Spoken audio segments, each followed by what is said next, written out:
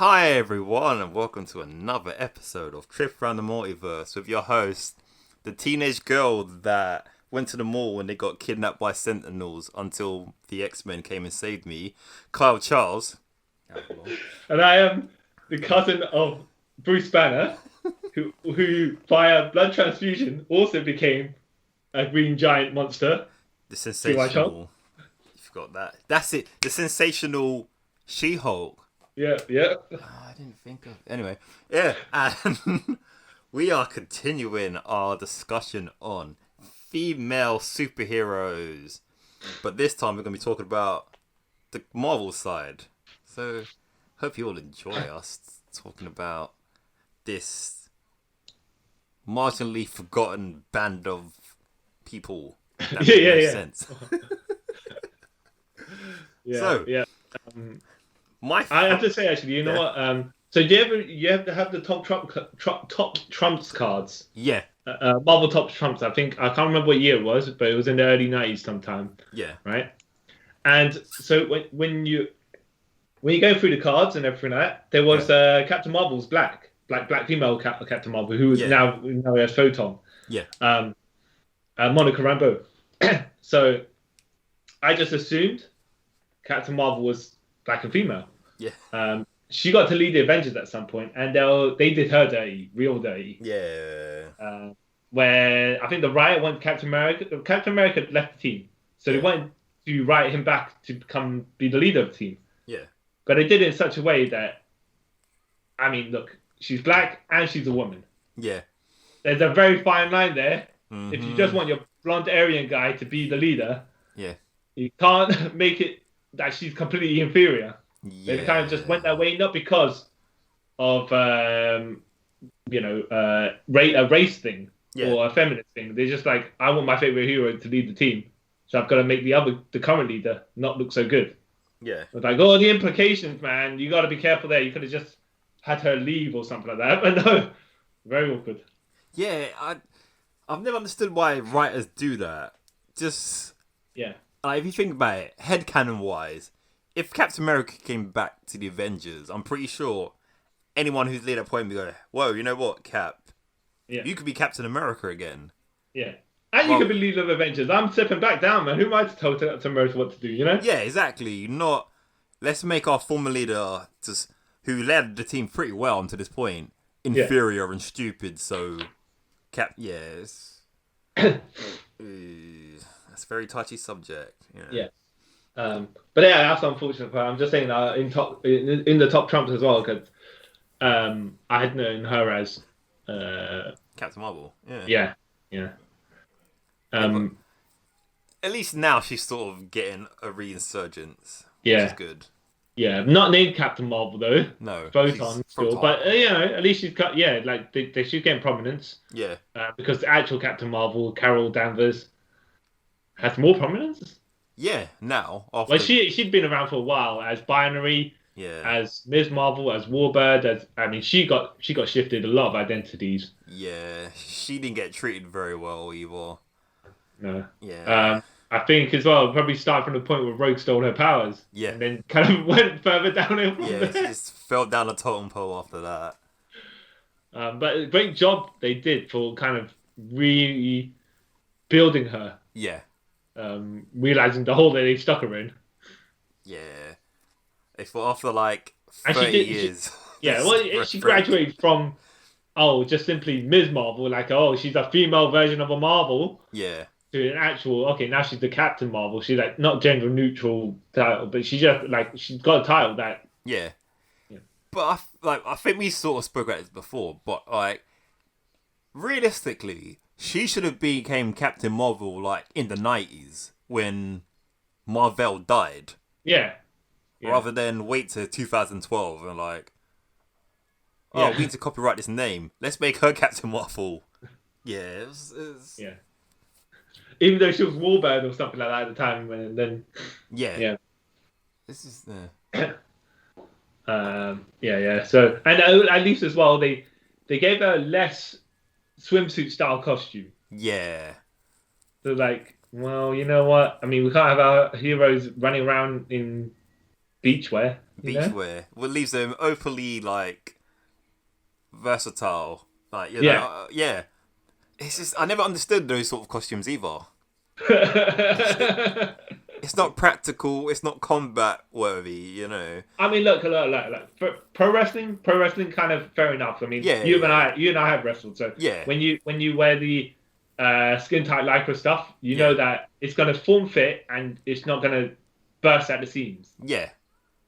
So in a way, if you were to wear, I mean, this is not the logic, right? But I'm just applying it as far as it can go.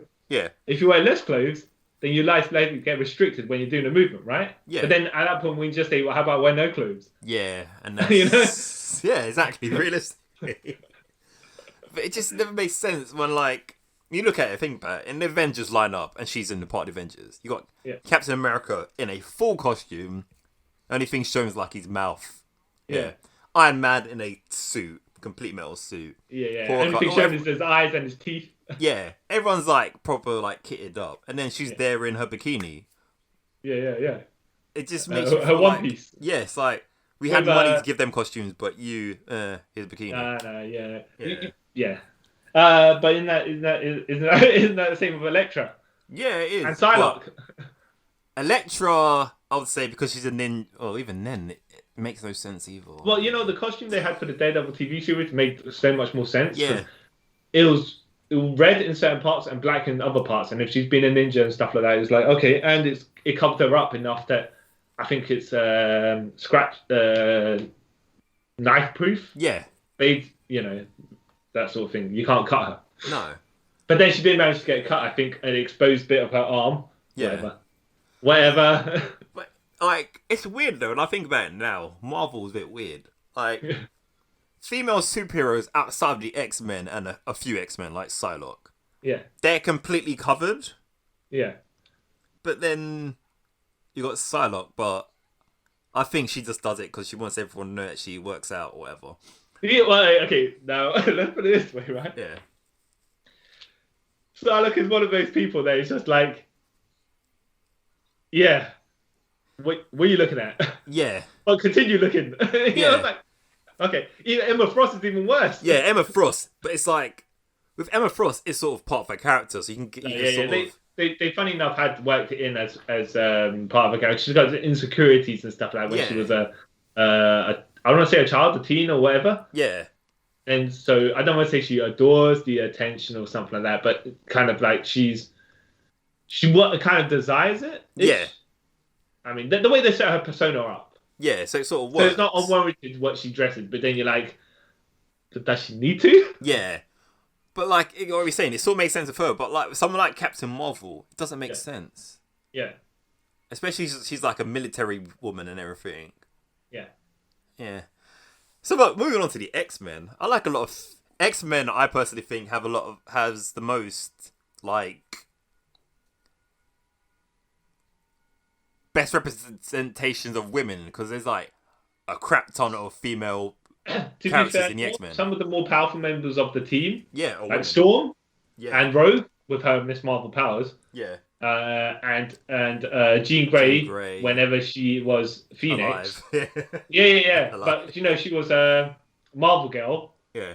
For a brief period of time, and then when they went into the X-Men cartoons, they're like, "What do you mean Marvel girl? Her name is Jean Grey. She didn't even have a code name." No. Her code name's Jean Grey. Her actual name is like, her actual name's Jean Grey too. Right, okay. Yeah, like you got them. X-23 / Wolverine is handled very well. Well, X-23's backstory, you know about that, right? Yeah, it's a bit. It's a bit. It's not child safe. It's all I can say. No, it's not. But like, she's always been like portrayed very well. Yeah. Like, she never seemed like eye candy or. Well, but is that because she's a legit teen, where she's meant to be at 15 or something like that? That is true. I think she's aged by like 2 years. I think she's like 18 at this point. But yeah, I know what you mean. Yeah. Yeah, good point. So they couldn't do that. They couldn't do that. They really couldn't. So maybe it is a good thing she was created like the mid 2000s, where they wouldn't weirdly sexualize a teen. Yeah.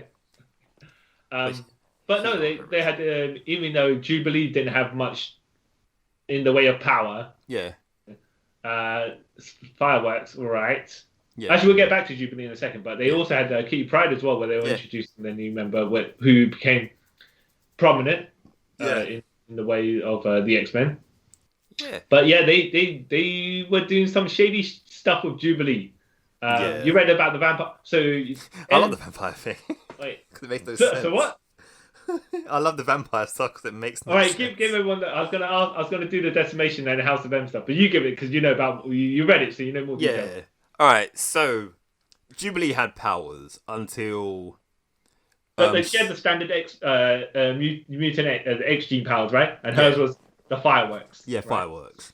And then that was mutant, not a mutant. Maybe she's mutant now. Who knows? Wanda Maximoff decided to say during House of M at the end, no more mutants. So 98% of mutants population got wiped out, and Jubilee was one of them. So she had no powers. Very sad. But they still kept her around the X-Man should, because once the X-Man, always an X-Man, no matter if you're not a mutant anymore. And then X-Men, they moved to San Francisco. Everything's all fine and dandy until a vampire bomb goes off. Shut up! You know what? I legit just thought she got bit by a vampire. No. Oh my god! It's even wackier than that. Yeah. All right. Because Dracula, his son decided that there needs to be more vampires. So now there are not many mutants. Yeah. Well, let's make the vampire population go up. That's what. Okay. Yeah. All right. So she gets infected by the vampire bomb and becomes a vampire. And then so she's a vampire for many years, and Wolverine and her have a little comic. It's pretty fun. Yeah, and then she became a mum to a child. Can't hear you no more. Can't hear me no more. Yeah, and then she became a mum to a child. Oh, really? Yeah, that she. It's not her child though. She found this child. All right, she didn't give birth. She just adopted a kid. Yeah. Adopted a kid. Yeah. Okay. Which this kid is Wolverine's grandson. Shut up. No, because Wolverine. He's adopted Jubilee. Can't hear me, can you? Dude, I can't hear you.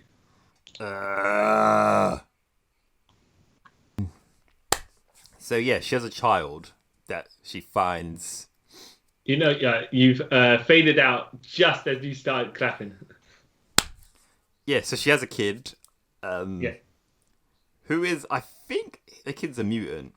Okay. Because in a vampire. Wait. Does this kid have vampire-like abilities, or just like a new random mutant? Just a new random mutant, because he comes from the. It's a weird storyline in X-Men when it's the women X-Men, where he comes back from the future to help him do something weird. Okay. Anyway, so she has that kid. Yeah. She's a vampire for a bit, and then only till recently now, she's a mutant again. Right. Okay. Yeah. Because of Dawn of X and Power of X. Yeah. The X-Men have come up with a way of cloning mutants that died, but they get their powers back. Okay. So she dies, I'm guessing, and then they bring her back and she has her powers. Comics. Yeah. So yeah. I tell you what's actually good that we glossed over with Kitty Pryde. Was that she was essentially the lead of Days of Future Past. Yeah. The comic book version. The 2-part comic book version. Yeah. It was only a 2-issue thing when it first came out. And what was pretty cool with that is her older version referred to herself as Catherine Pryde. Yeah. So it's like, because the obviously distinguishing the age gap, but just like, she's living a rough life at that point as well. And she's way older. So she's not going to be called Kitty anymore. No. Yeah. And then, speaking of that, which is pretty cool, then in X-Men Gold that came out a couple of years ago. Yeah. She became the leader of the X-Men. She went by Catherine Pride. Oh, really? Yeah. And now she goes by Kate Pride because she's an alcoholic. What? No, basically, they moved to Krakoa now, the island. When it was her turn to go from the school in Central Park to Krakoa through this teleporter. For some reason, because of her powers, she can't go through the gate. Okay. And then that really bumped her out, and now she's just a marauder. Because she's the leader of the Marauders, and she goes around on her boat, taking mutants who can't go through the portal as well to Krakoa. Yeah, it's pretty cool. No sound. Awesome. Alright, I think it's Kit Pride. I was like, no? Kate. She's Kate Pride. Okay. And... wait. How old is she meant to be roughly at this point in canon? I think she's in her mid-20s at this point. Okay. Yeah. Because I'm pretty sure in the Marvel Universe, I think everyone's sort of aged by at least by 10 years at this point. Okay. Yeah. Because, isn't Spider-Man, 25 or something like that now? Yes. Yeah. Yeah. Yeah. So, and Kitty Pryde's awesome. I tell you what, as well, it was actually pretty cool with X-Men. Yeah. There's a lot, even though it's got men in the title, mate. Yeah. But it's a lot of female members on the roster. So yeah. Like saying before, that the X-Men comics have a huge women representation on them, so it's pretty progressive. X-Men has been. Can't hear me. Yeah, I thought so. Yeah. So that's pretty cool. Yeah. But then you get the bunch of women that we have to create female versions of our male superheroes for copyright reasons. It seems. Spider-Woman. Yep. She-Hulk. Yep.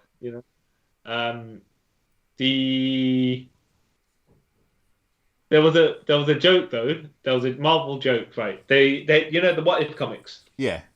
So they were like, what if Wonder Man was a woman? Wonder Woman. And what if Power Man was a girl? So they could get the Marvel and DC, the Marvel, the Wonder Woman and the Power Girl thing going on. But they didn't really do anything other than gender swap the characters. So it's like the joke was just to have the joke. Yeah. Even though I've never understood the name Wonder Man, but yeah, X-Men. So I say it's the greatest for women. Because a load, I could name them off, but there's way too many to name, if I'm honest. Yeah.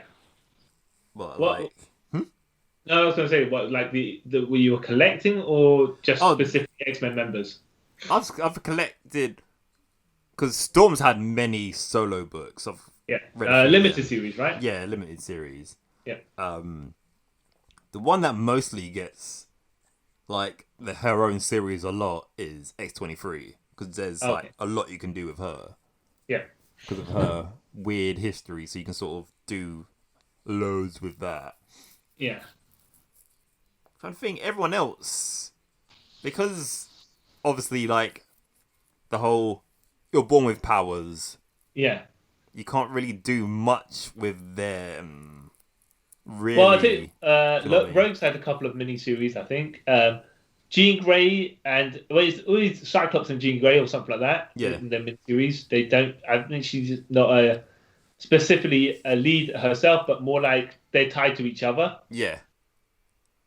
So they kind of... You don't kind of do one without the other, because he has to be in her book and she has to be in his book, because they're a married couple. Unless of course one of the many times that she's died and resurrected herself. But she did have the Dark Phoenix storyline that was really good. The comic book version of it. Yeah. And it kind of had to. I don't want to say it kind of had to end with her death. Yeah. But once she destroyed the planet, it was and she wiped out all those people, and then you're it's no going back, really. Yeah. And even then, the fight of the Shia Empire and stuff like that, you're she's going down. She's going too far for the deep end where we can reel her back. Yeah. And it was quite a tragic ending for her. Yeah. But she knew she had to do it. Yeah. It was like, it was like when Sebastian Shaw started corrupting the Phoenix Force and everything like that. Mastermind, was it? Yeah, Mastermind, yeah. Yeah, and that's where you get the introduction of Emma Frost as well. Yeah. But it was like, okay, this is kind of going in that direction where they've just, she's not Jean Grey's going crazy, but they've made her mentally unstable. Yeah. And she's been like that ever since. Well, back and forth, you know what I mean? Yeah. And I think that's why Emma Frost and Jean Grey always had a little bit of a feud going on, right? Yeah. Even though I personally hate Jean Grey, I just can't stand her. Well, because of the way she's written? Like, I think I've said this to you before. Yeah. Like, my whole problem with Jean Grey is the cartoon. She was irritating in the cartoons.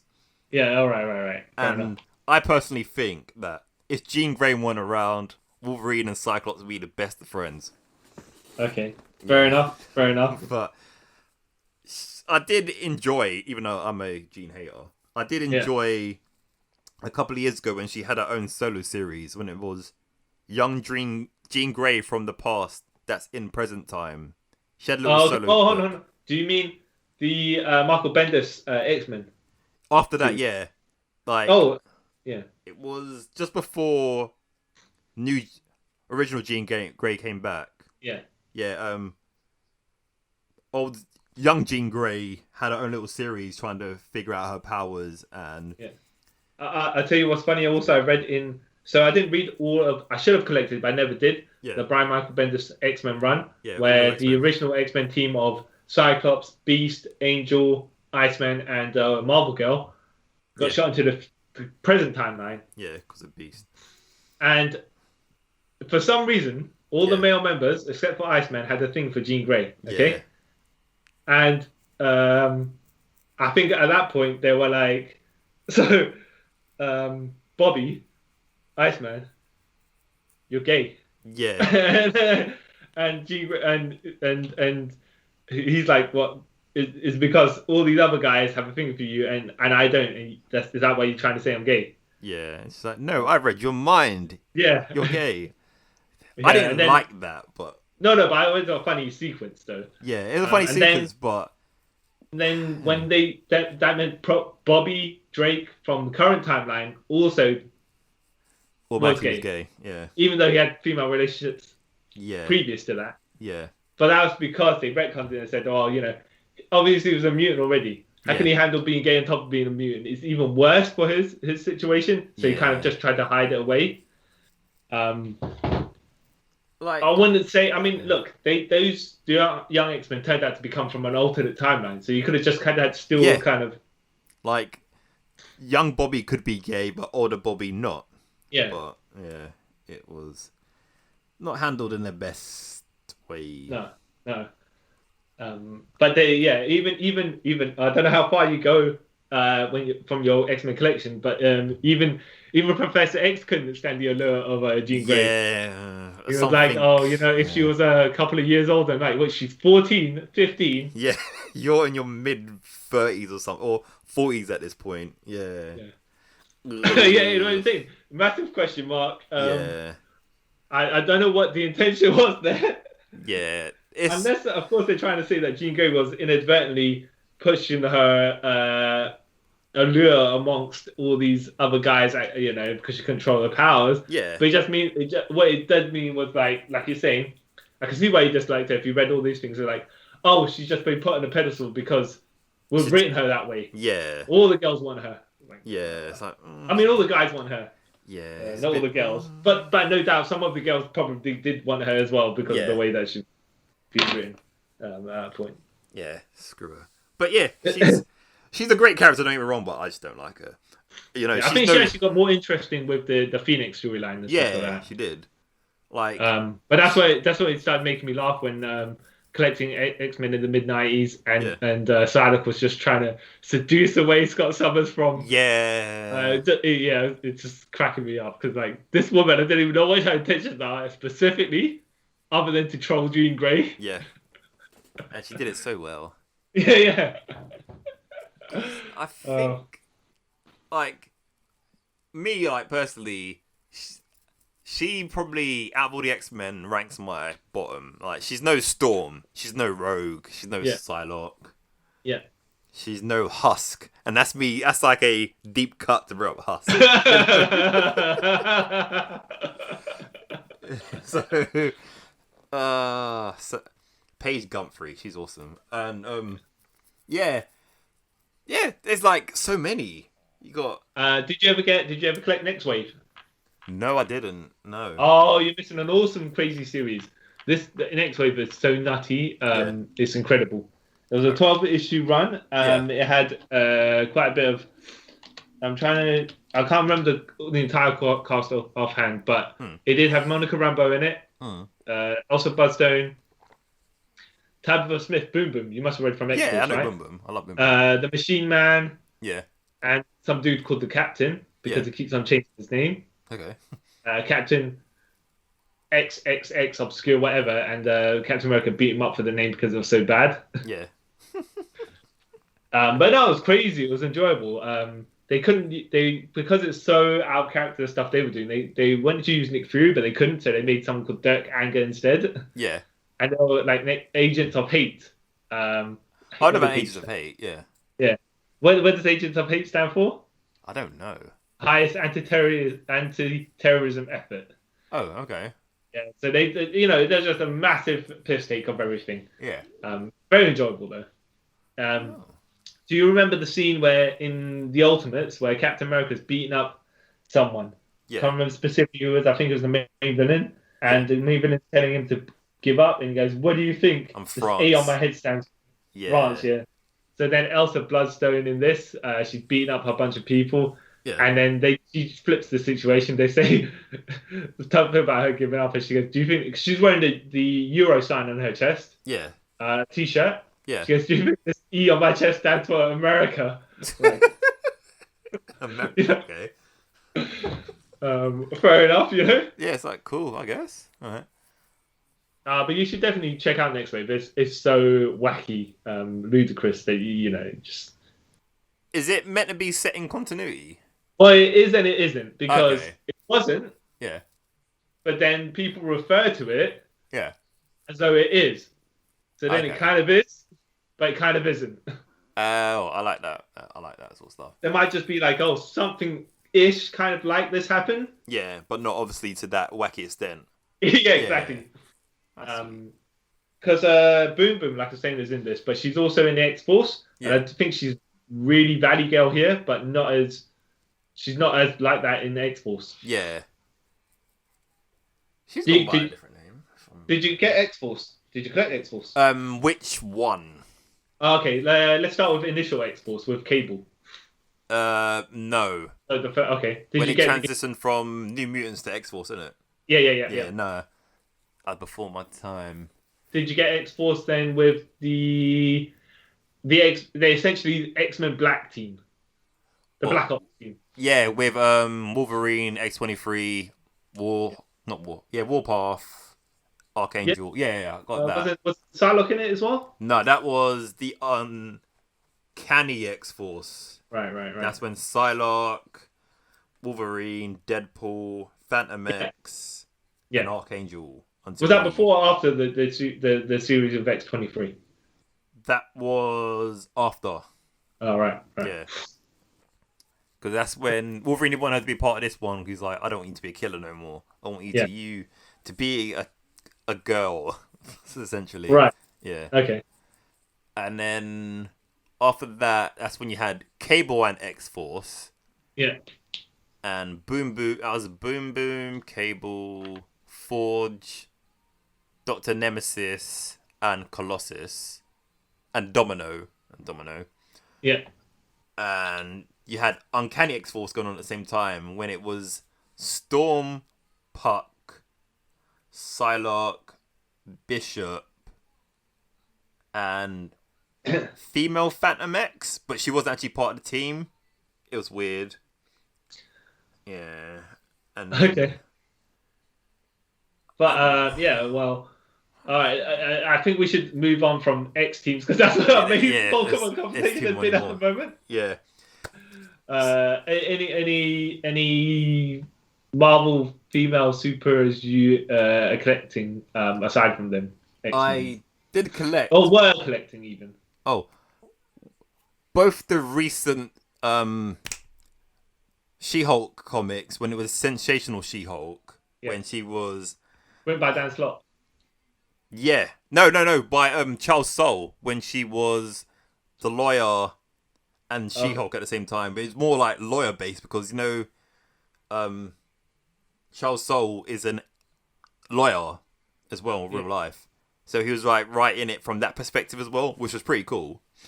Okay, this is not the fourth wall breaking She-Hulk that used to be when John Byrne was writing it, and I think Dan Slott was also doing the same as well. Yeah, no, this was firmly in Marvel Universe because there's a crossover issue between her and her and Daredevil. This when Mark Waid was writing him.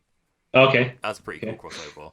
Because she used to be just be able to, I think, at some point in her own comics way back, she would. How am I going to get to the villain? She literally tore the pages. Yeah. Through the panels of a comic just to reach the villain. It's like, all right, okay, fair enough. Not going to complain. Yeah, so I think they like you say, they must have toned down that stuff. Yeah. But then they go back to it whenever they want. Yeah. It's like a go-to whenever they, in between variations of her, they'll go to that.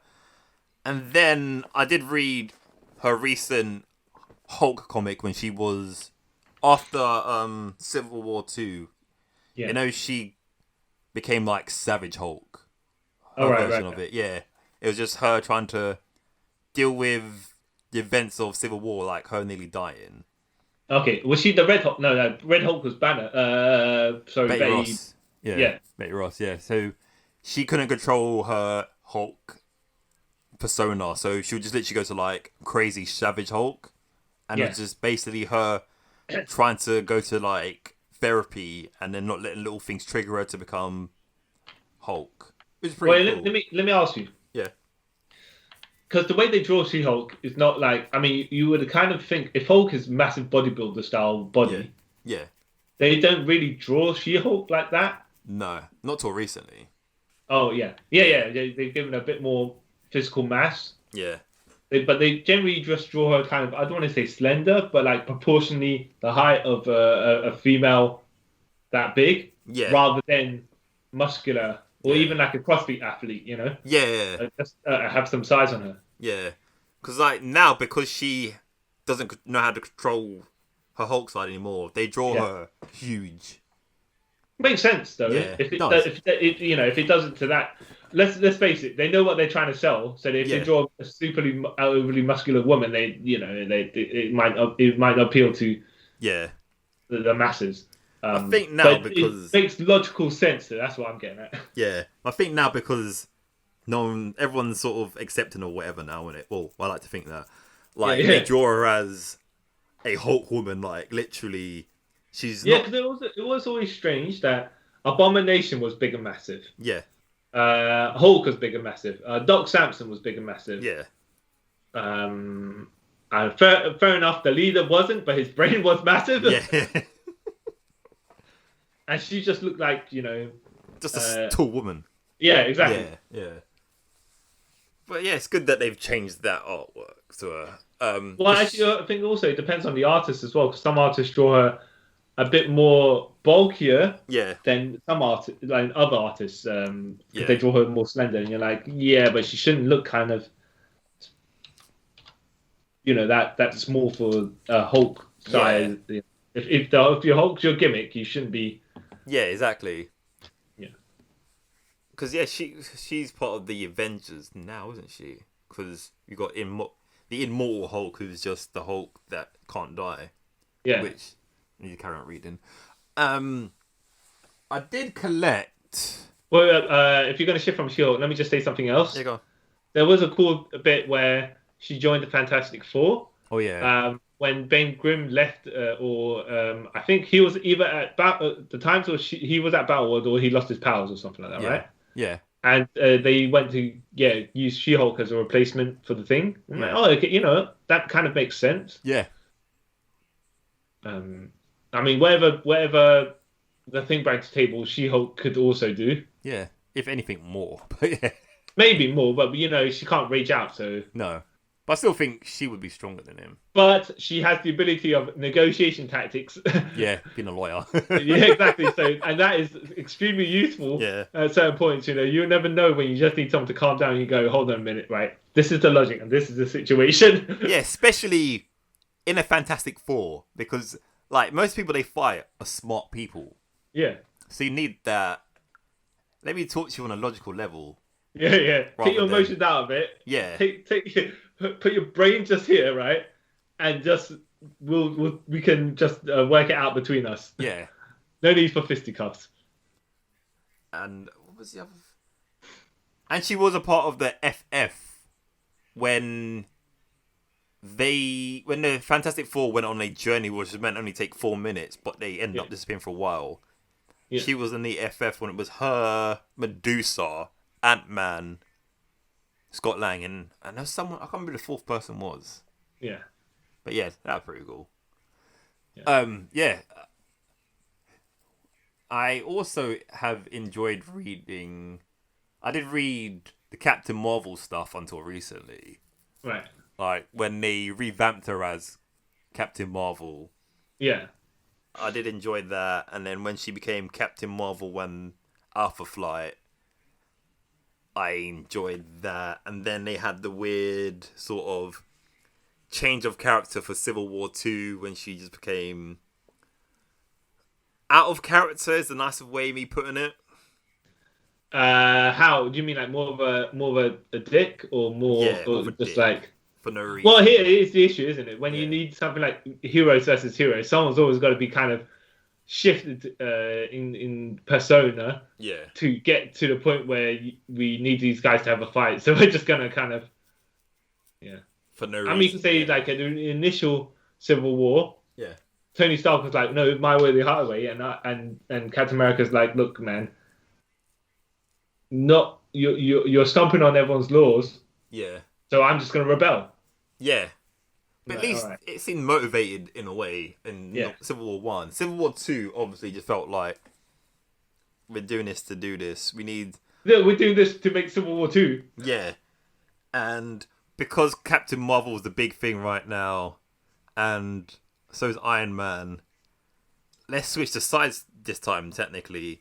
Iron Man would be the Captain America role, and she will be the Iron Man role, but for less reasons. Yeah. I actually didn't read Civil War 2. I did. It was okay. Yeah. But some of the motivations were just... Well, that's what I was saying. That's why I think when I read Civil War 1, I was like, yeah, but this is kind of... They're fighting for the sake of fighting. Yeah. Ish. So, do I want to read another story where they're kind of fighting for the sake of fighting? Yeah. You know? To be fair, you was right to sort of miss out on it. Yeah, because... Like, at least in Civil War 1, Captain America didn't beat Iron Man into a coma.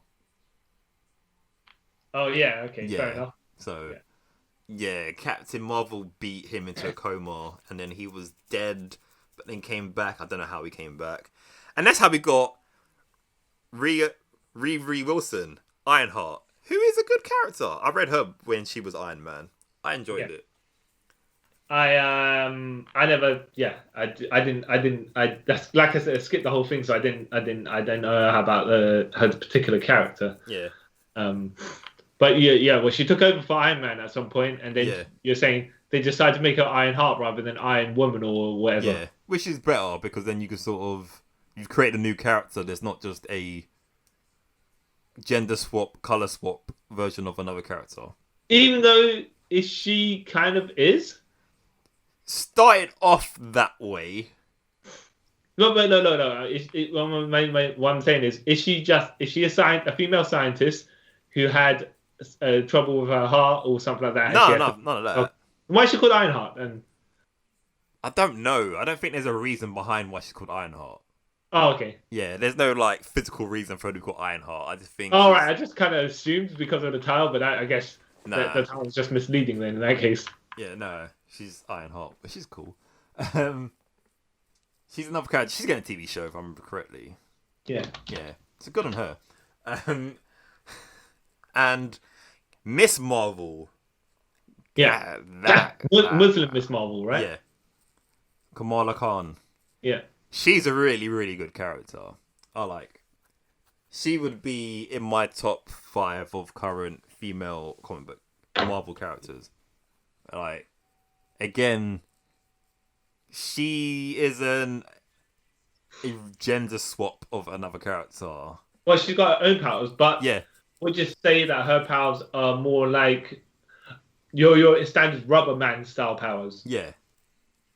And but her personality sets her different. Yeah, she's funny, she's smart.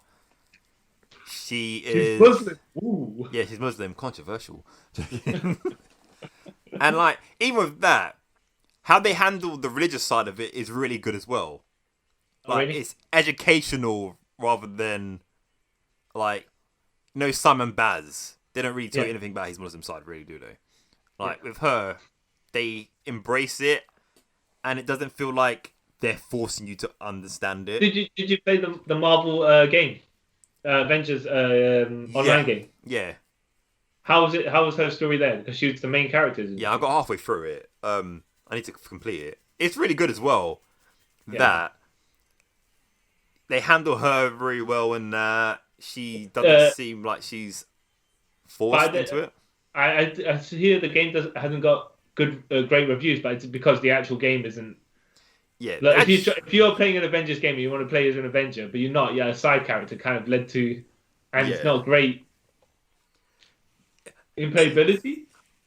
Me personally, I think it's a good game because I have a thing now. I don't get my hopes up for anything. I just take it for what it is. But because there was so much hype about it and people were like, oh, this game's gonna be the best game ever, based on nothing. Right. Is my personal feelings like that's why the game tanked, because people expect it to be like the best game ever made because comic book characters are the new in thing, so they set themselves up for that disappointment. Okay. Yeah. Fair enough. Yeah. So Miss Marvel, she's great. Forgot what my tangent was about her, but yeah, she's great. I'm trying to move on to someone else now. And other Avengers, Black Widow. Yeah. So I tell you what. So she somehow managed to get a really good boost in popularity. Yeah. And awareness, because how many people would have known before the Avengers? I don't want to say they picked an obscure female character or whatever, right? To put as part of the Avengers. Yeah. But before Avengers, who was she? Yeah. Yeah. And your selection of characters you could have put in instead of her. Yeah. I mean, not saying that they're better than her or something, but you had a lot of people you could have chosen. Yeah. As well as her. But yeah, she got massive. She got a massive boost thanks to the Avengers. Yeah, because before Avengers, I would say she was probably a C-list character at best. Yeah. And now she is A-list. Yeah. Yeah. No doubt. Did you read any of the Black Widow stories? I read. I think it was the Mark Waid and Christopher Sammy one a couple of years ago when they was exploring her whole Red Room origins. Oh, really? Yeah. And I think I did read Black Widow and Winter Soldier, because obviously I love the Winter Soldier. Yep. And it was about their relationship because, they go back. They go way back. Somehow she's got an anti-aging serum as well. Yeah, from the because our mate Nick Fury also has one. Yeah, the Infinity Wolverine also as well. It's just oh yeah, okay. Yeah. Anyone who's around during certain eras that are not meant to be in their history had to get brought up to current times is just anti-aging serum. Yeah. Let's go. Just carry on. Yeah. You gotta love Marvel for that. Even though Nick Fury actually that's wrong, isn't it? Because you find out that they were all LMDs and he's actually a decrepit old man. Oh, really? They retconned it? Yeah. Okay. But that, all right, fair enough. That makes sense. Yeah, because they retconned that, and then they retconned Dum Dum Dugan. Because he thought he had that serum as well. That's why he never aged. But he found out he was a LMD this whole time. It was multiple LMDs probably, right? Yeah. Okay, fair enough. Yeah, exactly, yeah. Because I think he died in a war, but Nick Fury's done that, and he's like, oh my goodness. Yeah. But that's a Nick Fury move, isn't it, really? Yep. And that's why he was pissed. So when you were collecting Black Widow, yeah, was it the Natasha Romanoff Black Widow? Yeah. Not the Yelena Bol or whatever? No. But Belova? Right. The blonde Black Widow. Yeah, but I think when I was reading Secret Avengers, not the original Secret Avengers, it was like a couple of years later volume. I think it's like volume 2 Secret Avengers. They introduced the White Widow, if I remember correct, or the Red Widow. One of the two. I can't remember which one she was, but they introduced her, and that was pretty weird from there. And and we spoke about Elektra, right? I think we skimmed past her. Yeah. But we can go backtrack because I'm going to talk about. So I'll do the transition, the natural transition. Yeah, go on. So there's the Black Widow. I've known mostly Black Widow when I've been reading Daredevil because she crosses over into Daredevil. Yeah, even though you wouldn't know it from the movies or anything like that, right? Because there was a couple at one point, weren't there? Yeah. Because here's the thing, right? Yeah. Black Widow really gets around, it seems, and so does Daredevil. Yeah. So, all right, with each other, I guess. Yeah, why not? Yeah, sure. But to be fair, in the comic book time, she's been around for like 60 years, so... Yeah, and counting, yeah. Exactly. But so... she appears there so often, so I did notice her bits and pieces, but what was funny is, I think it was in the Guardian Devil storyline. Yeah. Matt's like, oh, this baby... This is a whole Mysterio thing, so it's all an illusion, even though Matt's blind, but... Yeah. So that's why I remember Mysterio had to put more effort to make it real, right? Yeah. Anyways, that devil you've got there is that baby you got there is the devil, is the Antichrist. Yeah. Black Widow's like, no, Matt, I'm not going to let you harm this baby. And so they have a little bit of a tussle where she tries to kick him. Yeah. And he puts like I don't want to say ankle lock because the ankle lock is not about pain. The ankle lock is about breaking your ankle. Yeah. Right, but he does some ankle grip hold and she faints out from the pain. I'm like, and then he like notes down that she always didn't have a huge pain tolerance threshold thing. Okay. Like, yeah. Which is okay, fine, but I don't know how if you're a spy and you're gonna get tortured and stuff like that. It kind of like it's not exactly a great if you have great pain tolerance. I guess it's though. Specifically, Daredevil knows where the nerve points are and stuff like that. So, because he's got the radar sensor, so you can kind of, he can get away with it. But yeah, also Elektra. Yeah. So, okay, how far back do you know about Elektra's history? I know about her dying, and then coming back, and then I think that's about it until like 2014, where she so this is when Frank Miller took over Daredevil, and he's just like, okay, I'm gonna retcon stuff into Daredevil when he was starting his college law degree or whatever, right? Yeah. And Elektra was there, involved. And then he made the bunch of ninjas like Stick and Stone and stuff like that. Yeah. And she was one that kind of was on the started to go to the other side. So they're like, no, Matt, stick with us and stuff like that. Yeah. So she kind of became, I don't know, semi-nemesis or not, but it seemed like basically she was written in there to get killed by Bullseye 2 years later or something like that. Yeah. Which was a good story, like build up as well, because at that point it's like the whole point of that, it seemed, was Matt and Daredevil and Bullseye were having a showdown, found the quote unquote, finale of a showdown. Yeah. And Bullseye's holding onto like the telephone wire thing we jig. Yeah. On telephone balls Matt doesn't bother rescuing him, but lets him drop. Great hero, this Matt Murdock. Yeah. But that's what made it kind of like more like Daredevil's the kind of guy who's a bit wavy. Well, no, they don't just literally let him drop though. He comes there slightly too late. You're like, but okay, you could interpret it as Matt just kind of took his time getting over there even. Yeah, he's like, I'll get there in time to save him. Yeah, after what he did to my woman, I mean... Yeah. He can But like I say, then they did the whole thing where she came back, right? Yeah. Which you haven't read because I think we discussed it before the Fall from Grace storyline. Yeah. Where the Hand made a body for Elektra. Yeah. And Matt went to get the... Oh, so she had her own series. Yeah. Where she expelled all her evil part, right? Yeah. And then the Hand resurrected her, not a clone body, but a body they put together with all her non-goodness-ish. Yeah. And then she came back to save Matt. Yeah. The good Elektra, the white Elektra, because she's in the white version of the costume. She had bald.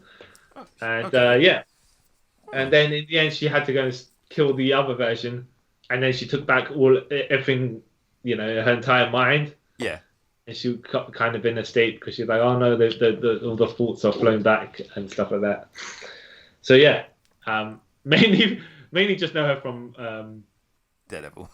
Yeah. But there were some funny lines in Daredevil because Karen Page was starting to get jealous about Elektra and Matt. And Matt's like, no, I'm just trying to help her. And she goes, and Karen Page, oh yeah, just trying to help.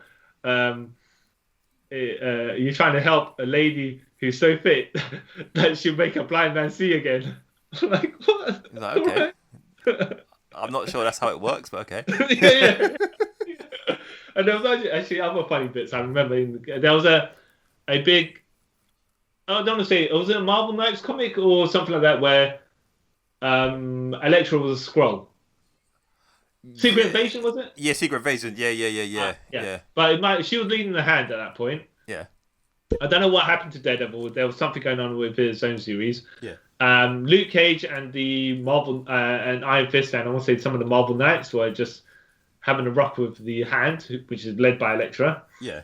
And Luke Cage is, oh, Elektra, Matt asked me to give you a message, and then he boots her right in the oh wow center point. yeah. I'm like,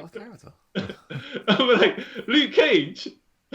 Of all people. I mean, like, I don't know how street you are, but man, yeah, dude, that's pushing it, man. That's messed up, That's street cred lost for doing something like that. No, but it's just like, okay, fair enough, Alexa, you've wound up Matt enough times, yeah? Yeah. But like, whatever, to get to this point, right? But it's just like, Luke Cage, I mean, it made me laugh, right? But at the same time, only because it was outrageous. Yeah, you're like, oh. Anyone else I would expect that from, but you, Luke, wow. I don't know, man. I mean, Luke Cage strikes me as the type of guy who's like, if character-wise, he's not a sexist. Yeah. Because if someone's going to, who's going to try and fight him? If he needs to fight them, he'll fight them. Yeah. So, I can believe you kicking Elektra in the nads. Yeah. That's funny. We did it for his boys, so Because, yeah, exactly. So he didn't need to. It was completely unnecessary. Yeah. And I can't believe the conversation Matt had with Daredevil, with Luke Cage. Luke, when you see Elektra, do you mind just just winding off a punt kick? Yeah. And get her good. Make sure she can't stand. Yeah. No kids. No. She can't have no kids ever, right? Yeah. I mean, like, come on, the power of Luke Cage, man. Yeah, must have sent her flying. You know what I mean? That's murder. That's what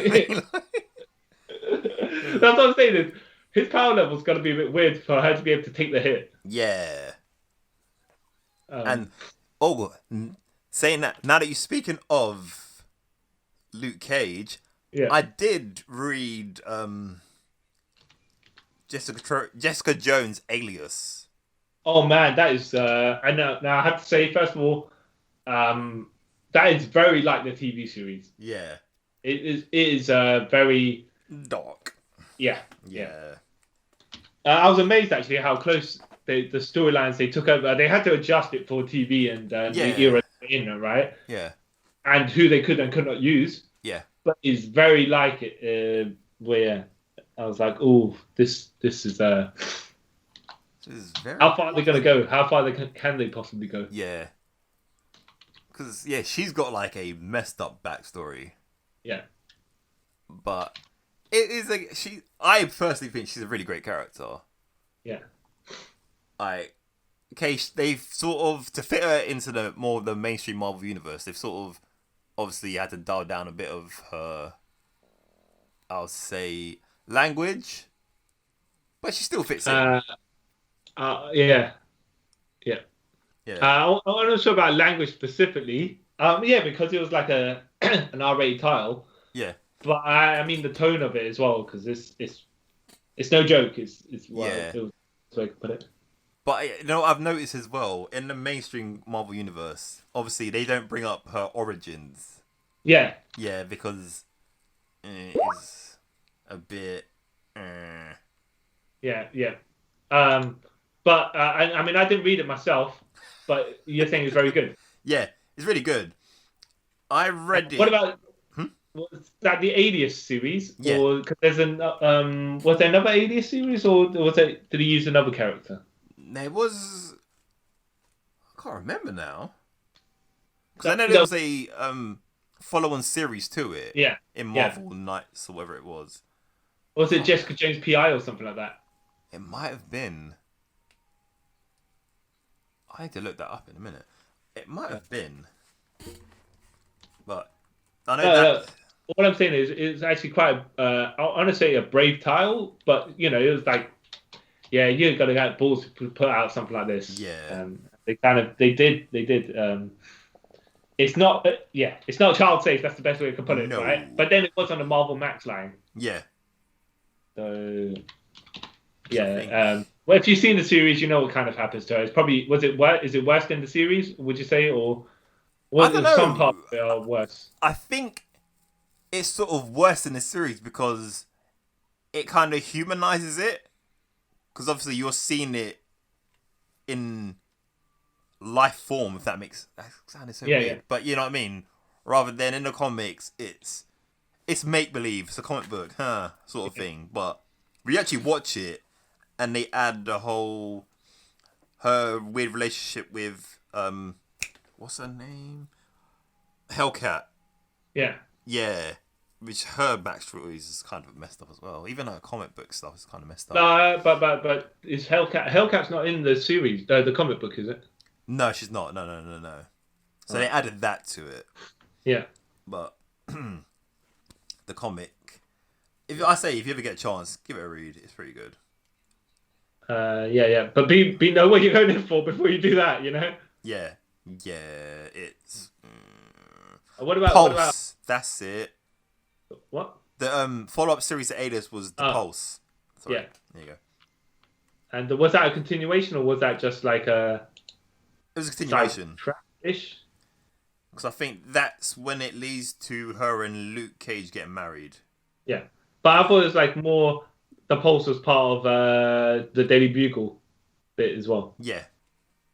But so it moves away from her being a PI and more of her being part of the news. Like they're hiring her for specific jobs or something. Would you say? She starts working with Ben Urich.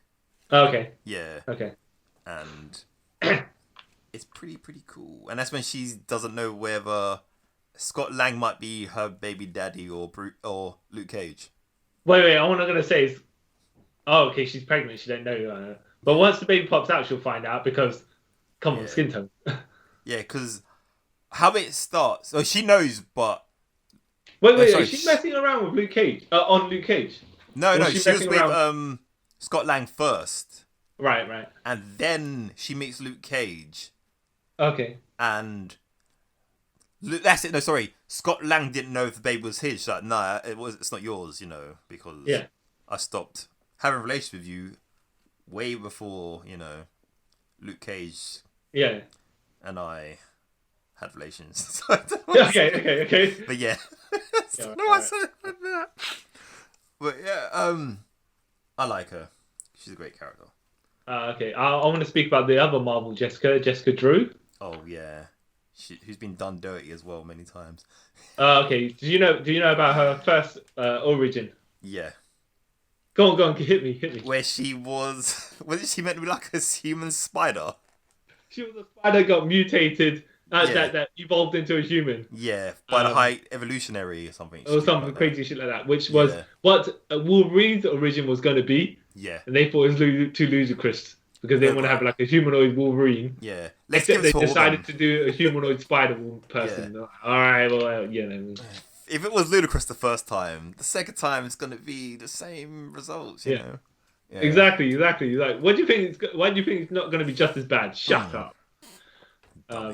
I feel like they just made the Spider-Woman to get the rights of it though. Yeah, it was. There was the Jessica Drew Spider-Woman. Then you got Julia Carpenter Spider-Woman. Yeah. Then you had, as far as I know, right, and it jumped to Matthew Franklin. I don't know if you know who that is. Yeah, I do. It's like yeah. Who got done the dirtiest of them all? Yeah. Julia Carpenter went on to become Madam Web. So you kind of like, all right, fine. Yeah. It wasn't redundant having too many Spider-Women. At least you'll be transitioning into different roles. Yeah. Years, decades later. And then you had, what's the name? Anna Cortez as well. Yeah. Who's the latest Spider-Girl, I believe. I don't really know. And then you have Spider-Gwen. Yeah. Which is a very popular character, actually. Yeah. Have you read a lot of Spider-Gwen? Yeah, I actually did read a lot of Spider-Gwen. At first, I was put off the character. I was like, oh. Yeah. Here we go again. First of all, Gwen Stacy overload, because... I think Clone Saga, and then she came back for the Clone Conspiracy. Yeah, but Spider-Gwen was already a thing at this point. Yeah, and then you had Spider-Verse, Spider-Verse, something like that. Yeah. And then Deadpool's harem of Gwen Stacy clones that he has. Yeah. Do you know that? No. Okay, so Deadpool, for some reason, you know how Deadpool's just over the top of whatever everything does, yeah? So one time he was like strangling Santa Claus and he was like routine assignment, right? Yeah. So yeah, he's got his harem of Gwen Stacy clones. Oh. Just randomly. Weird. Just for the jokes of it seems. Right? That makes no sense. Yeah, but then again, nothing of Deadpool makes sense. Yeah, exactly. So he's allowed to do it. Yeah. So then that sort of does make sense. Yeah, exactly. Oh. Yeah, I think though personally, I don't mind all these some of these Spider-Man, but I do have to say I don't have a thing against Silk in particular, but she got what's worse than the John Paul Valley push? You know, what's the immediate push straight off the bat that everyone's assumed that we're gonna sell out everything because of this person. Yeah. The Lex Luger push, right? Yeah, basically, yeah. Hold on, what's the hero? The song they were playing for the Lex Luger 993 when he's the All-American hero. I forgot, but I know what terrible song you're talking about. Yeah. Still, like, okay, first of all these other Spider-Men, Spider-Women are all white, would you say? Yeah, except they are. for Cortez, who is... Mexican. Yeah, I was going to say Latino, Mexican, Spanish or something like that, yeah, right? Something like it, yeah. And then they had Cindy Moon, Silk, who got bitten by the same spider that bits Peter, and you're like, right, okay. Well, all these other Spider-Women didn't get magical powers that way. Yeah. You know, why just feed me this straight onto, you know? Yeah. I don't want to say I'd immediately dislike her, but a very straight off the attraction to Peter and stuff like that. You're like, this woman's meant to be her own entity, right? That's why you created her? But she doesn't push herself enough other than her identity is because of Spider-Man. Yeah, it kind of lessens her appeal. She's just straight up Oriental female Spider-Man. Yeah. I was like, well, at least Spider-Gwen had like much more personality. Yeah.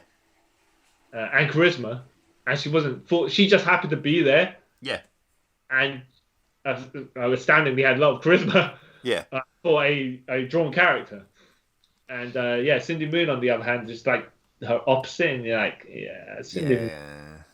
Like, don't get me wrong, she's a good character. Like, I read her comic and I thought it was really good. Yeah. But like you said, they tried too much to sort of link her to Peter. Yeah. When, like, you could easily done, they got bit by the same spider, left it as that.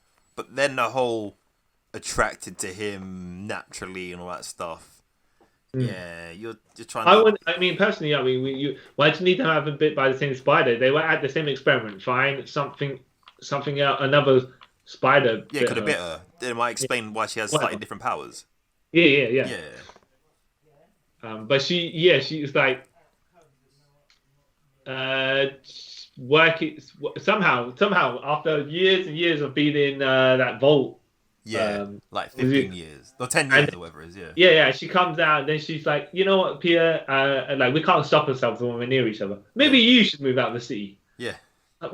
What? And then she gets a job in some multimedia company or some like news guy. I was like, this woman's just come back from a decade of being in the vault, right? Yeah. All of a sudden, she has skills. It's like, it's just like you're pushing it a bit too hard. Yeah. You know, if anything, you could have had a woman out of time sort of situation. Yeah, exactly. Trying to adjust to life after not being in the world for 10 years. Yeah. Or however many years, you know what I mean? Yeah. But no. She's also like a newspaper person, like Peter was at one point. Yeah, it's a bit... Yeah. She, like, the only key, the first bits from her is that she's a woman, and she's Oriental somewhat. I don't know exactly where she's from. Yeah. Is she Korean or is she Chinese? I don't know. Because I think... I read this series till it ended. I don't think they really touched upon what she was in that until she joined not Agents of Atlas. Well, there's a team of Asian superheroes, and she's a part of that. Right. I think they touched upon where she's from in that, but I cannot be sure. Okay. Yeah. I didn't. Agents of Atlas, I believe it's called. Oh, there we go. Yeah. I mean, I didn't collect. I don't read. For some reason, I've not collected a lot of female Marvel titles. But spoiling off stuff that I would have collected probably was Gwenpool. For some reason, I couldn't get into it. Well, it was just a wacky, like it's strange, like those ludicrous, over the top adventures. Yeah. And I used to think that they somehow managed to make a Gwen Stacy clone. That's like Deadpool. Yeah. But she's nothing to do with Gwen Stacy. Their version of Harlequin. Yeah, but she, like. But she's. So go on. And I was saying, but she's not actually. No. Her name just happens to be Gwen. That's it. Yeah. Yeah. Nothing to do with Gwen Stacy whatsoever. Yeah. Her actual name is Gwenpool. Yeah. Gwen and P. Yeah, exactly. Yeah. And the person making her costume thought she meant like Gwenpool, like a Deadpool. Yeah. All right. But I think she's meant to come from. Yeah, she's from our dimension, and her backstory is pretty. If I remember correctly, her backstory is pretty dark. Is it? Hit me with it. Like, she was suicidal. Right. And I think she goes into a coma or something. Like, I could be wrong. And then that's how she ends up into the Marvel Universe. Okay. Yeah. I mean, there have been stranger things out there, so exactly. Whatever. So, like people being their own parents and stuff. But yeah, so... yeah. I want to get into... I will read it. Once I found out all that, I was like, okay, you know what? I'll give it a try. So one day... I will go on to Marvel Unlimited and I will read my heart away of Gwenpool. Yeah. Well, it just seems like crazy adventures but it's well drawn as well. It's like it's got that cartoonish kind of animated look that kind of suits what wackiness there is, what crazy the character's mindset. That's what I thought. You know what? But I don't want to say it's a one-note character and stuff like that. You can only do so much at a certain point because it's like it's just going to have to be crazier and then crazier and crazier. Yeah. Don't want to jump the shark. Yeah. Yeah, he's going to run out of steam at some point. Yeah. I think. But from what I've seen though, it's bright and colourful and sort of everything like that. You know. So I would have given it a try. Yeah, I will. I will. Especially because she joined the Champions, and I enjoyed the Champions. So I was like, but I stopped reading by the point she joined the team. So, did you ever read? Let me just get the exact title right. So let me see who it was by. There was a Mary Jane series. Yeah. But not like in the main not the main Marvel Universe series. It was like drawn a bit like a manga style. No. Let me just see if I can get Mary Jane. I think the first set of issues was called Mary Jane. Yeah. And it kind of went to Mary Jane. No, Spider-Man Loves Mary Jane. Oh yeah. I know what it's all about. Yeah. Yeah. I actually read that, and that's actually pretty good. I heard that's pretty good. It's more about the relationships of the characters and stuff like that. Yeah. But it's all like from Mary Jane's side of the equation. Yeah. And they're school kids and stuff like that. And there's the bit where she decides that she's thinking, oh, you know what? I think I like nerdy Peter and I want to get with him. Yeah. But then all of a sudden, when she goes over to say Peter, whatever. Peter's like, oh, Mary Jane, I'm glad you're here. I'm going to introduce you too. And it's Gwen Stacy. Yeah. And then Mary Jane's like stuck on the, oh no, what am I going to do now? Sort of route. Yeah. Yeah. No, but it's kind of. What do you mean? Yeah. It kind of goes into how she's had a bad history, come from a broken family sort of thing. Yeah. She used to it goes in a bit more in depth. Like she used to ride the equivalent of the New York version of the Circle Line. Yeah. She's just riding in circles. And no one believes her, of course. She had to play it off as a joke because, when I'm depressed, I go here and they're like, oh, Mary Jane, you're such a joker. She goes, oh, yeah. But it's more of a, the relationship from her perspective and stuff like that. Then how she kind of feels like she fancies Spider-Man as well. Yeah. But then she realizes this Spider-Man, she doesn't know who he is, even though they go out on a date or something like that. Because Peter's into her. But from the perspective of the comic, she doesn't know he's Peter. So it's always written that she hasn't put two and two together. Yeah. It's not like in the actual comics where she saw him sneaking out of his house dressed as Spider-Man. Yeah. She always knew. Oh. Yeah. I'm gonna give that a try as well. It was very well illustrated. That's what kind of Takeshi Maizuka. But it looked very, very anime. Okay. Yeah, I'll definitely give that a try. Bright and colourful and stuff like that. But yeah, beware, it's essentially a teen drama. I don't mind teen dramas. No. But it's cool to see. It's cool to see it from a side that you wouldn't like. We always see things from Peter's side because that's how it's written. Yeah. But an entire series of how that relationship happened, like Peter and Mary Jane get together from the opposite viewpoint. Yeah, it's pretty interesting. Yeah. And they had to obviously adjust people's characters for the timelines and stuff like that. Yeah, of course. Yeah. Oh, yeah. Cool. All right. There's a few more before we wrap this up. I'll just quickly briefly go through. The first woman of Marvel, she's from the first family of Marvel. Not Reed Richards, Sue Richards. No, you could have followed up with Reed Richards' wife. Yeah, because Oh yeah. No, yeah, that's right. The sister of Johnny Storm. I was going to readjust it. Like, how did you introduce her, but not making Reed Richards the secondary? But you couldn't because then you're introducing already the person that you already introduced as. Yeah.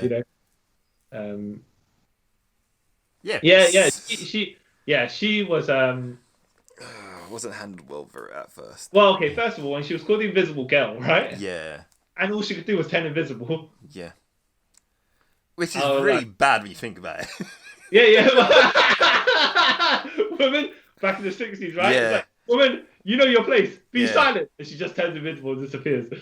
Right? No. But when she upgraded, obviously, when she's an invisible woman, because obviously she's not young enough to be a girl at that point. They're like, how would you say they're probably in their 30s or something, right? Yeah. Well, it depends on the story. Okay, main Marvel universe. Yeah, because in the 60s when they first introduced her, she was like 12 years younger than Reed. Right. It's really, so she really would have been weird. But then again, as well, in the 60s when they introduced her, she had no reason to be on the spaceship. No. But Reed was the scientist. Yeah. Ben was the pilot. Yeah. Johnny was... What was he there for? I don't even know either, because he's a child at this point, remember, as well. So why is he there? 16 or something, right? Yeah. Because remember, he's the same age as Spider-Man. Yeah. Yeah. So why is he there as well? Yeah. I mean, it's... The origins of the Fantastic Four is pretty murky and odd when you don't include retcons to make things align better. Yeah. But yeah, so all she had was the power to turn invisible, right? Yeah. And then they upgraded her to have these invisible force fields, which was great because then she became inadvertently the most powerful member of the team. Yeah. I was like, that's good because first of all, her power was useless. She wasn't even intangible. She was just invisible. Yeah. So now you upgrade her, but then you obviously you didn't realize how much you upgraded her. Yeah. But what you did was good. Yeah. Because she can murder you now without even knowing. She took out the Hulk, I think, with she put an air bubble around the Hulk's head. Yeah. So you couldn't breathe. He just fainted because of lack of oxygen. It's like great. Yeah. Good stuff. Clever woman. Yeah. But then she got that really slutty costume. Yeah. She became Malice. Yeah. Which was the weird dominatrix phase of her. Yeah. Yeah, and then but the other costume as well, where she decided, because I'm in full blue bodysuit, I'm just gonna slice section of the thighs off, section of the elbows off, make it look like I'm wearing stockings, and cut that foot out of the middle of my chest so you can see my cleavage. And I'm like, what are you doing, woman? Yeah, and that's how you knew it was a man who came up with that costume idea with no reference from a woman in real life. It was like, no. Teenage boys were like this. Yeah. Even though, exactly. Even though I want to say, it's the equivalent of seeing your mother there, but she's got a child. Yeah, she's got a child. Essentially, is the mother of the team. Ish. And she's a strong female character as well. Yeah. Why do you need to? Well, at the point they kind of built her to. Yeah. Yeah, and then she decided, no, I'm gonna wear less clothing for some odd reason. I'm gonna fulfill gender norms. Yeah. Stupid. Yeah. So stupid. But she's great now. She's great again now. Yeah, because I think what's good is in the Ultimates is where they actually made her a scientist, and I would say in parts of the movies as well, she's got her own right to be at the experiment because she's a scientist as well. Yeah. I don't know. Did they ever put that into the main continuity? Because to this day, I don't actually know what she does. No, she's just I don't want to say even cosmic adventurer because she's not. No. I don't want to say she's just the hero's girlfriend because she's not. She's more than that now. But back then, Yes. I need to research that, see what her career is. All right. Yeah, she's great. I've always liked her. Even like their daughter. What's her name? Valeria? Yeah, she's cool. Even though there's always weird age discrepancies with her, but whatever. Well, her, the kid or Sue Storm herself? The kid. Right. There's always weird age problems with her. Like 1 minute, she's Franklin's younger but older sister, and then she's younger. Yeah, I don't know. Then we got everyone's favorite because of WandaVision, Wanda Maximoff. Yeah, she's alright. She ruined mutant kind, but besides that, she's cool.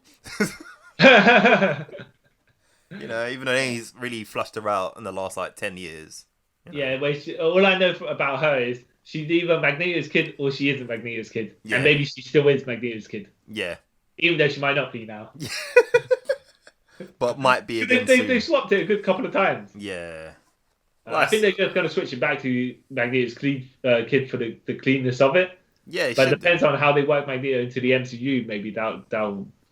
Yeah, I reckon they will because now they own everything again. They can sweep that under the rug and say, she is actually Magneto's daughter because Magneto isn't actually in his original body, so they can't do it. Yeah, you know. Yeah. Stupidness. Yeah. Comics. So yeah. I can't actually think of any more females that are great. Not saying that but that you've been reading of though, because look, you read X-Men stuff. There's X-Men related, so yeah. And we know about enough of. I didn't get. I think I got Fantastic Four bits and pieces, but not during the era that we were just having discussion about. No.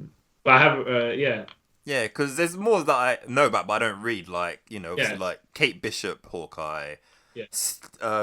Cassie Lang, Stature. Yeah. But haven't really read them. Did you read? There was not Young Avengers. Is it Young Avengers? The group the group book. Yeah. It might. Well, kind of parts of the Young Avengers were being trained. By I can't remember the exact title of it. But there was a joke with Cassie Lang. She was Stature, and I can't remember who she was fighting. It might have been not Scott Lang Ant-Man. Yeah. The irredeemable Ant-Man. Eric McGree. Yeah. And he obviously pissed her off. Yeah. That's in her dad and stuff like that. Yeah.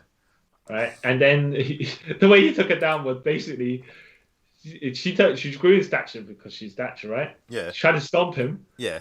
And then he like got away, and he was like, "Look, you stomped on one of the Young Avengers or something like that." And then she goes turn around, of course, to have a look, and he ambushes her because that's how Eric Grady fights. He's actually a cyborg, but yeah. Is he a cyborg now? Yeah. Oh man. Yeah. So what? Okay, it's time for another. It's probably for another discussion. But I collect the irredeemable Ant-Man, and it's funny you see like the seedy stuff he do. It's like this likable stuff, right? Yeah. It was a engaging series because it's like, how low is this man gonna go? Yeah. Each issue, you're like, how worse can he be? Yeah. Yeah. But no, he's not that. He's not morally bad, like he murders people and stuff. Right? He's just a bit of a scumbag of a human being. Yeah. Where I mean that's kind of in the seedy sense. Yeah. That's the best way. Like you said, he's not a bad guy. He's just a dick. Yeah. Yeah.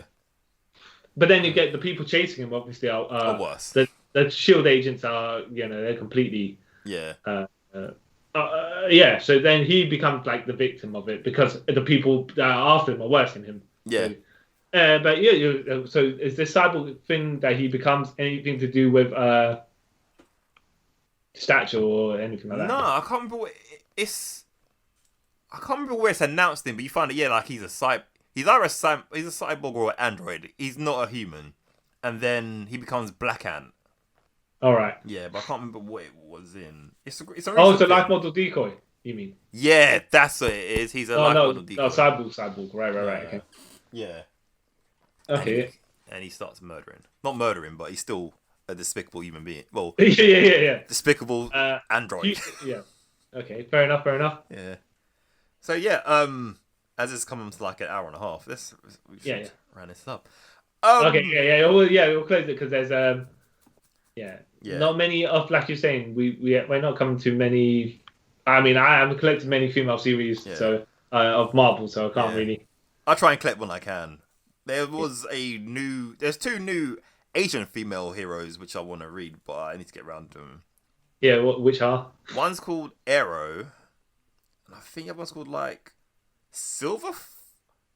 Right. Okay.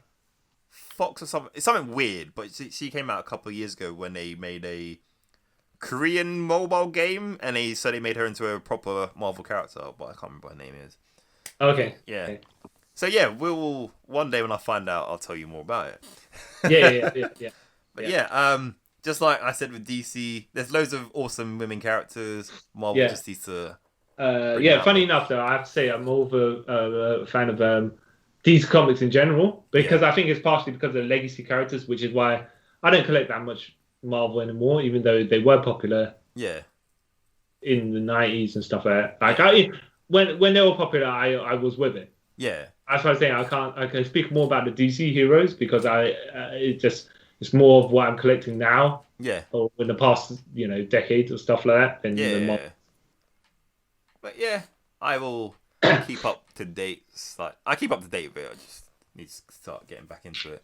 So yeah, if there's any female Marvel comic book characters that we left out, let us know, and maybe one day I will research and I'll do in-depth little. Or some murky histories of wacky storylines that are ludicrous. I mean, like well, we'll talk about females here specifically, but just some outrageous stuff where you're like thinking, okay, the condensed history of this is so mind-blowing that you need to tell us. Yeah. Or storylines like, wow, they couldn't do that nowadays. yeah. That's completely sexist. Yeah. Yeah. So let us know. And I have been the Oracle, Kyle Charles. Okay, and I have been the woman who casts spells by using backwards words, CY Chung. And thank you all for taking a trip around the multiverse with us. Bye. Bye.